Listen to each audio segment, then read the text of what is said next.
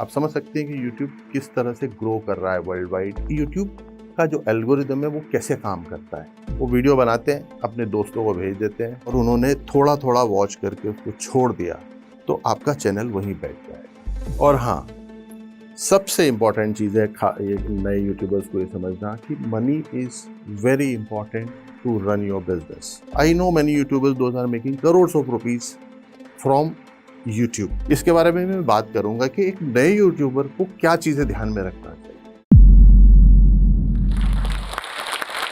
Hello, मेरा नाम है रजनीश अरोरा। मैं किड्स कंटेंट चैनल्स रन करता हूँ, यूट्यूबर हूँ।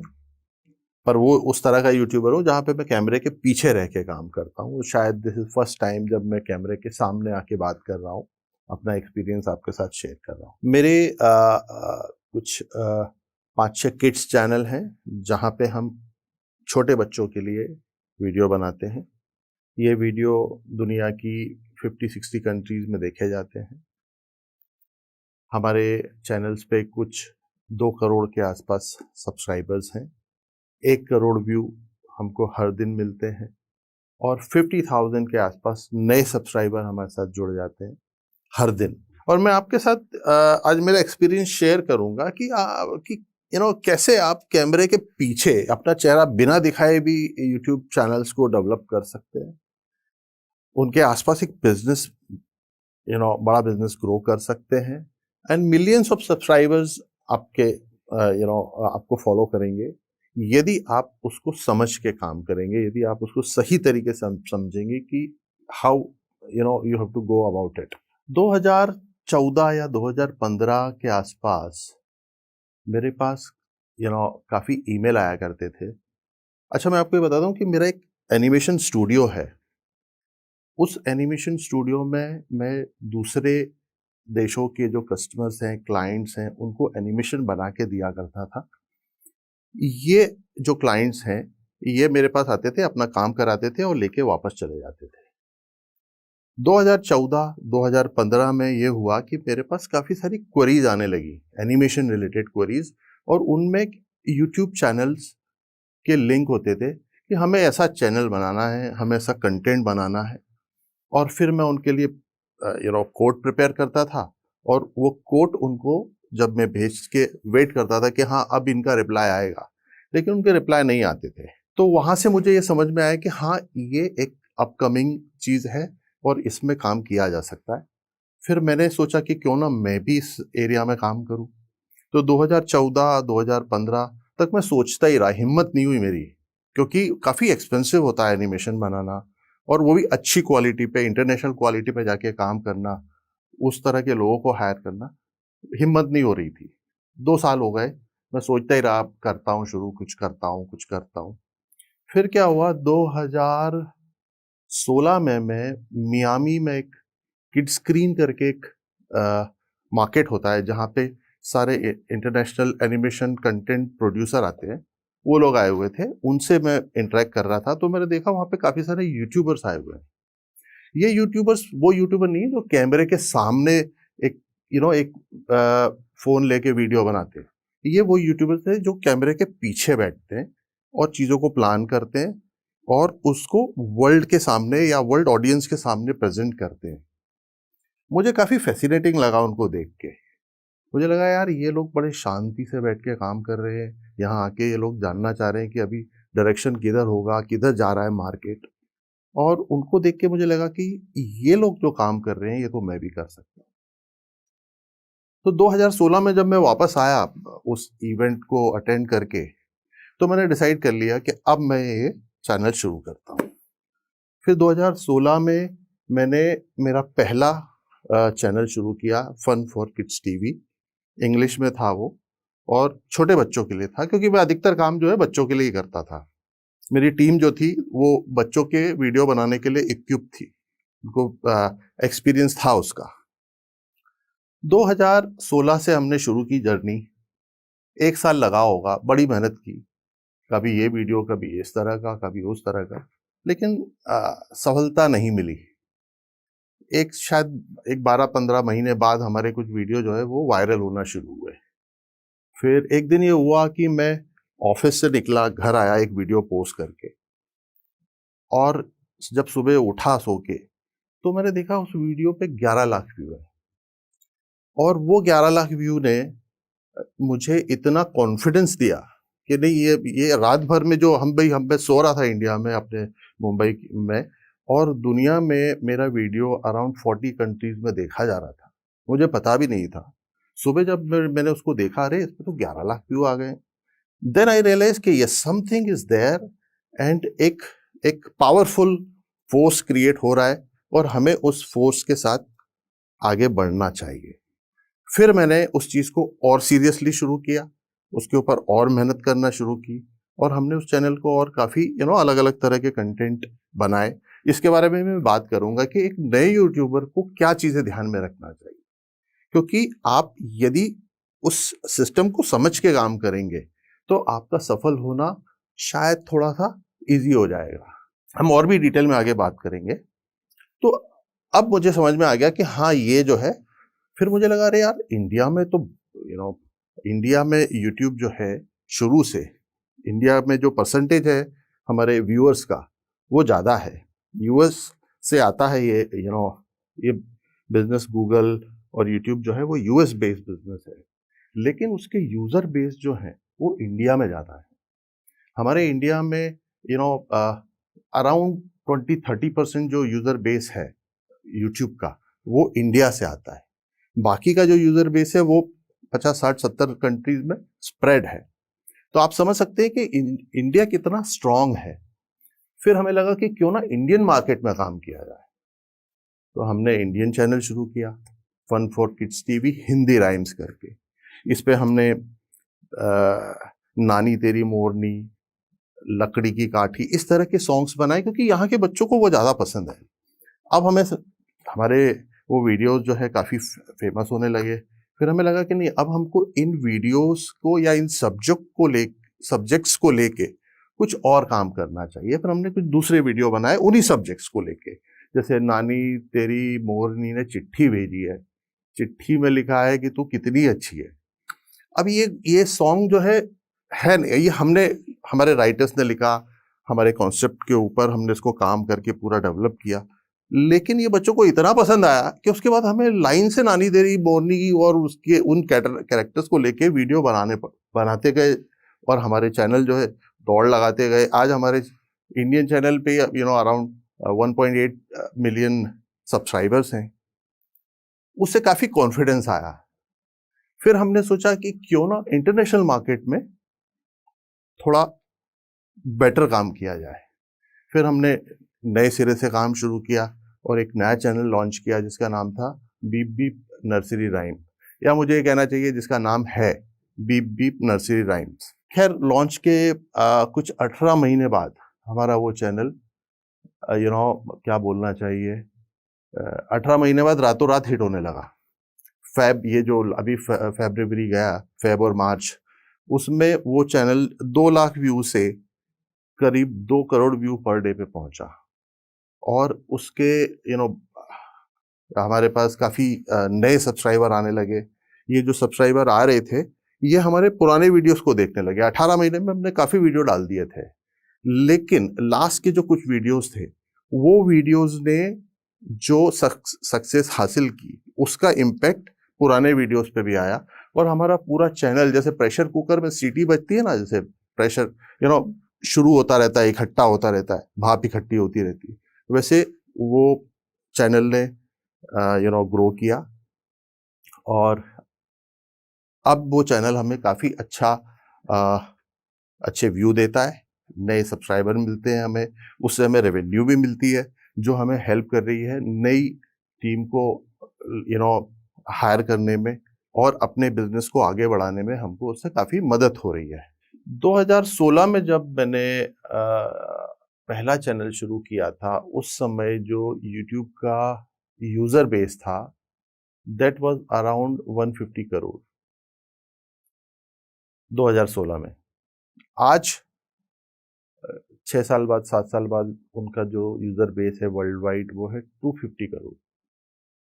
आप समझ सकते हैं कि यूट्यूब की ग्रोथ का कितना आप समझ सकते हैं कि यूट्यूब किस तरह से ग्रो कर रहा है वर्ल्ड वाइड। इंडिया में भी उसकी ग्रोथ काफ़ी अच्छी है। ऐसे में बट ऑब्वियस है कि नए लोग, नए यूट्यूबर आके काम करना चाहेंगे इस स्पेस में, उन्हें आना चाहिए, काम करना चाहिए। लेकिन एक चीज़ पहले वो समझ लें कि यूट्यूब का जो एल्गोरिदम है वो कैसे काम करता है, हाउ इट वर्क्स, और उन्हें किन चीज़ों का ध्यान रखना है। वो वीडियो बनाते हैं, अपने दोस्तों को भेज देते हैं, लेकिन उनको पहले ये समझना पड़ेगा कि वो जो दोस्त हैं उनके, क्या वो उस कंटेंट को व्यू करेंगे। It's not important that how many people are watching your video, it's important कि आपके वीडियो को किस तरह से वॉच किया जा रहा है, उसको किस तरह से कंज्यूम किया जा रहा है। क्या उसे लोग देखने के बाद उसको शेयर करते हैं, लाइक करते हैं, कमेंट करते हैं। ये सारी चीज़ें जो है यूट्यूब की एल्गोरिदम स्टडी कर रही है। आपने 500 लोगों को, 500 दोस्तों को अपना वीडियो भेज दिया और उन्होंने थोड़ा थोड़ा वॉच करके उसको छोड़ दिया, तो आपका चैनल वहीं बैठ जाएगा। आपको 500 एक एग्जांपल दे रहा हूँ, 500, आपको 500 व्यूअर नहीं चाहिए, आपको 50 व्यूअर चाहिए जो कि वाकई में आपके कंटेंट को कंज्यूम करें। ये 50 जो व्यूअर हैं वो यूट्यूब को सिग्नल देंगे कि हाँ, इसकी एक्चुअल ऑडियंस क्या है। Then YouTube will start doing further distribution of your video. इससे क्या हो रहा है कि जो आपका काम है कंटेंट बनाना, कंटेंट को इंटरेस्टिंग बनाना। यूट्यूब का काम है उसके लिए कंज्यूमर लेके आना या उसके लिए व्यूअर लेके आना। तो दिस इज माय एडवाइस कि आप अपने वीडियो को अपने रिलेटिव, अपने फ्रेंड्स के साथ उतना मत शेयर कीजिए, सिर्फ उन्हीं लोगों के साथ शेयर कीजिए जो उस कंटेंट पे इंटरेस्ट रखते हैं। तो ये जो नए यूट्यूबर्स हैं उनको मैं बोलूँगा कि चैनल को शुरू करने के पहले आप थोड़ा सा प्लानिंग कीजिए कि आपकी स्ट्रेंथ क्या है, आप किस एरिया में अच्छा काम कर पाएंगे। कुछ छोटी मोटी क्लिप्स बना के, वीडियो बना के अपने फ्रेंड्स लोगों से या परिवार के लोगों से फीडबैक ले लीजिए कि हाँ ये अच्छा लग रहा है। नहीं तो आप काम किए चले जा रहे हैं और वो वीडियो जो है आपका, उसको कोई देखने के लिए तैयार नहीं है। दूसरा क्या है कि जो यूट्यूब का जो एनालिटिक्स सिस्टम है वो बहुत स्ट्रांग है। वो आपको छोटे छोटे सिग्नल देता है, जिसे वो आपको बताता है कि आपके थंबनेल पे कितने क्लिक आए। उसने यदि 2000 लोगों को वो थंबनेल दिखाया तो उसमें से 200 लोगों ने उस पर क्लिक किया, 500 लोगों ने क्लिक किया। तो इससे समझ में आता है कि किस तरह का थंबनेल काम कर रहा है। फिर आप देखिए कि जिन लोगों ने क्लिक किया उन्होंने उसको कितने ड्यूरेशन के लिए वॉच किया। यदि आपका कोई वीडियो ज़्यादा वॉच किया जा रहा है, उसके क्लिक पे, उसके थंबनेल पे ज़्यादा क्लिक आते हैं, इसका मतलब ये है कि आपकी ऑडियंस उसको पसंद कर रही है। इससे आपको एक सिग्नल मिल रहा है कि हाँ, आपको उस तरह के कंटेंट को, भाई उसी को रिपीट नहीं करना है, उसी को, उस तरह के कंटेंट को आपको और बेटर तरीके से करना है। ये जो सिग्नल्स हैं एनालिटिक्स के, उनको भी आपको समझना पड़ेगा और वो आपको काफी हेल्प करेंगे आगे बढ़ने में, यदि आप उनको ठीक से डिकोड कर पाते हैं तो। एक चीज मैं आपको और बताना चाहूंगा कि ये जो यूट्यूब की एल्गोरिदम है ये एआई ड्रिवन है। ऐसा नहीं है कि कोई वहां बैठा हुआ है लेके कि अरे ये वीडियो अच्छा है, इसको आगे बढ़ा दो, ये इसको हटा दो। इट्स वर्किंग आर्टिफिशियल, ये बोलते हैं ना, आर्टिफिशियल इंटेलिजेंस के थ्रू ही सब हो रहा है। आपको जो पेमेंट भी आएगी वो ऑटोमेशन के से होगी। आप एक पर्टिकुलर डेट पे आपके पास पेमेंट आ जाएगा। तो जब एल्गोरिदम आपके वीडियो को देख नहीं सकती तो वो आपके वीडियो को कैसे आगे बढ़ाएगी। उसके उसके जो सिग्नल्स हैं, जैसे जिनकी मैं बात कर रहा था अभी, वो सिग्नल्स के थ्रू ही आपका वीडियो आगे बढ़ता है। और वो सिग्नल्स हैं आपके थंबनेल पे कितने क्लिक आ रहे हैं, आपके वीडियो को कितनी देर वॉच किया जा रहा है, आपके वीडियो पे कितने लाइक आ रहे हैं, आपके वीडियो को कितना शेयर किया जा रहा है, आपके जो व्यूअर हैं वो उसको कितना इंजॉय कर रहे हैं, उसके ऊपर कितने कमेंट कर रहे हैं, अपनी प्लेलिस्ट में तो नहीं डाल रहे। ये सारी चीज़ों से ही एल्गोरिदम को फीडबैक मिलता है और उस फीडबैक के बेस पे ही आपका वीडियो आगे बढ़ता है। नए यूट्यूबर्स को मैं ये भी बताना चाहूँगा कि ये बिज़नेस जो है इसको आप एक इस तरह से देखें कि कैसे एक बच्चा जब पैदा होता है तो पहले क्रॉल करता है कुछ 6 महीने साल भर वो चल नहीं पाता है। उसके बाद वो चलना शुरू करता है। उसके बाद वो कुछ सालों बाद वो दौड़ना शुरू करता है, अपने पैरों पे खड़ा होता है और आगे चल के वो एक प्रॉपर एडल्ट ह्यूमन बीइंग की तरफ बढ़ता है। आप यदि आप सोचते हैं कि नहीं हमने अभी वीडियो बनाया, हाँ, या 5 वीडियो बना दिए, 10 वीडियो बना दिए, हम तुरंत फेमस हो जाएँ, वैसा नहीं होगा। It will take time and धीरे, धीरे, धीरे करके ही आपके चैनल को स्ट्रेंथ मिलेगी। पर आपको इस पीरियड में अपने बिज़नेस को, अपने अपने व्यूअर को समझना है कि आपका व्यूअर है कौन? उसकी लाइकिंग क्या है? उसे क्या पसंद आएगा?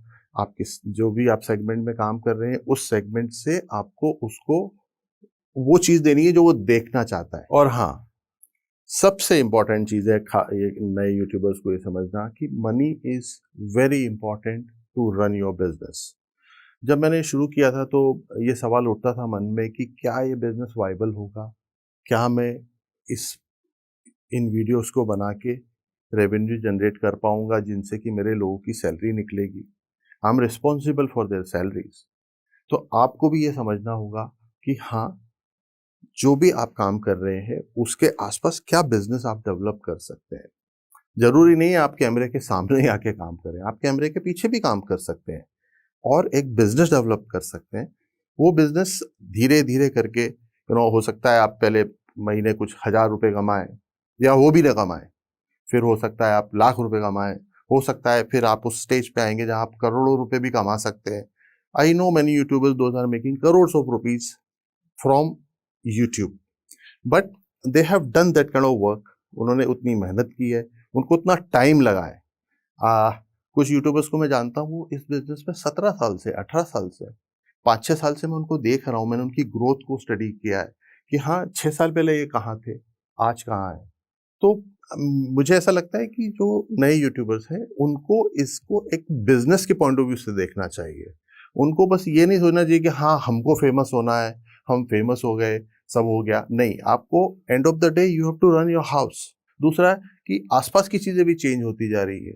यूट्यूब में इतने सारे नए फीचर आते जा रहे हैं, आपको उनको समझना पड़ेगा कि शॉर्ट्स क्या है, लाइव क्या है, किस तरह से लाइव आपको हेल्प कर सकता है, शॉर्ट्स से आपको कैसे नई ऑडियंस मिल सकती है। हम लोग इन सारी चीज़ों को बहुत डिटेल में समझ रहे हैं और एक्टिवली यूज़ कर रहे हैं।